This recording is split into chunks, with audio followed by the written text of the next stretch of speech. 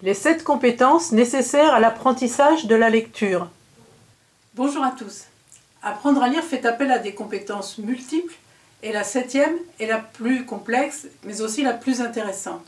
Malheureusement, elle n'est jamais enseignée avec les méthodes classiques. Alors voici les compétences nécessaires à l'apprentissage de la lecture. Les premières sont les plus faciles parce qu'elles font appel soit à la mémorisation, soit à des automatismes. Et plus on avance, plus ça se complique, car on arrive à la 7e compétence qui est extrêmement complexe. Donc nous allons reprendre depuis le début pour les voir un petit peu en détail. La première, connaître le nom des lettres, c'est apprendre les lettres de l'alphabet, tout simplement. Deuxième compétence, connaître le son qu'elles font, le son que font les lettres quand on les lit.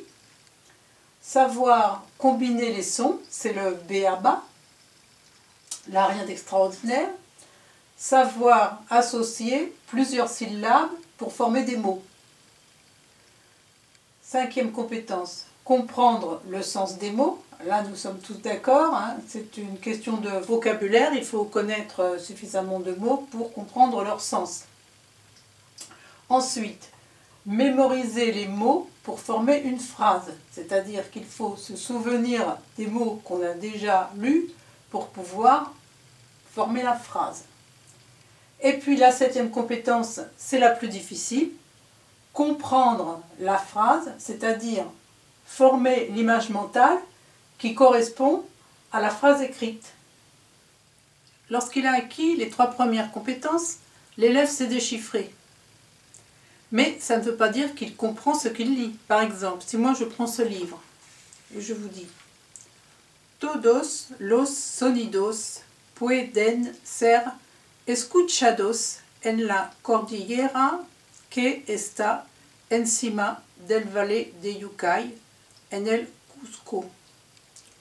Peut-être que vous avez compris ce que j'ai lu si vous parlez espagnol, mais moi j'ai seulement fait du son là, parce que je ne comprends absolument pas ce que j'ai lu. Ça veut dire que le sens du texte est passé directement du livre à votre cerveau si vous parlez espagnol. Certains enfants font ça aussi avec du français, ils peuvent très bien faire comme s'ils avaient lu. Vous comprenez, nous on comprend, mais l'enfant lui ne sait pas ce qu'il a lu. Voilà, alors une fois qu'on a déchiffré les syllabes, déchiffré les mots, qu'on a mémorisé tous les mots de la phrase, il faut encore comprendre la phrase, donc former l'image mentale qui correspond au texte. Mais cela, les méthodes traditionnelles de lecture ne l'enseignent pas. C'est pour ça qu'avec Nana et ses amis, nous avons mis au point une stratégie qui permet aux enfants de fabriquer cette image mentale dès le début de l'apprentissage. C'est pour ça que lorsqu'on montre l'image à l'enfant sans le texte et qu'on lui demande « qu'est-ce que tu écrirais sous cette image ?», on lui demande de fabriquer cette image mentale en verbalisant ce qu'il voit sur l'image, en proposant le texte qui pourrait être écrit sous l'image. Et c'est là que lui, il va fabriquer sa propre image mentale. Il y a l'image du livre et il y a l'image mentale que l'enfant va former au moment où il réfléchit pour donner la phrase qui correspond à l'image. Donc cette image mentale, en fait, elle est formée d'une image, mais c'est aussi des mots, puisque elle est formée grâce aux mots qu'il a prononcés pour traduire l'image en texte. Donc, au moment où on va montrer le texte en dessous de l'image à l'enfant, il va déchiffrer, ou on va l'aider à déchiffrer les mots qui sont sous l'image, mais il a déjà cette image mentale qui est prête dans sa tête pour comprendre la phrase.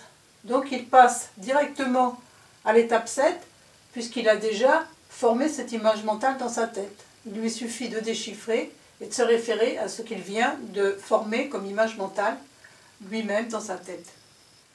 C'est le principe de la méthode du sens anticipé qui permet à l'enfant, dès qu'il s'est un petit peu déchiffré, de s'habituer à chercher du sens et à chercher cette image mentale. Donc on va l'aider un certain temps avec ces petites images, on va l'aider à former l'image mentale, et une fois qu'il aura l'habitude de le faire, quand il sera confronté à un texte seul, même sans image, il saura qu'il doit aller chercher le sens de la phrase. Il sera habitué à le faire et il ne pourra pas lire, on pourrait dire bêtement, lire mécaniquement, tout simplement déchiffrer, faire du son, sans chercher le sens, ce qui peut arriver si on n'est pas passé par cette étape. Voilà, si vous avez des questions, n'hésitez pas à les poser dans les commentaires et j'y répondrai avec une nouvelle vidéo. À bientôt!